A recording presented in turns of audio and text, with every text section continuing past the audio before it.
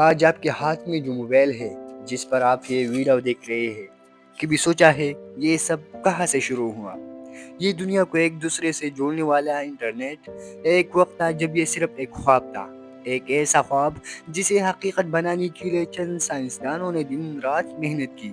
آئیے چلتے 1960 کی دہائی میں، جب دنیا پہلی بار ایک نیا انقلاب دیکھنے والی تھی۔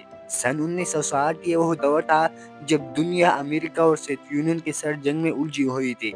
ہر طرف ہتھیاروں کے دور تھے، لیکن اس کے ساتھ ایک خاص دور بھی جا رہی تھا، ٹیکنالوجی کی دور۔ امریکہ کو ایک بڑا خطرہ تھا۔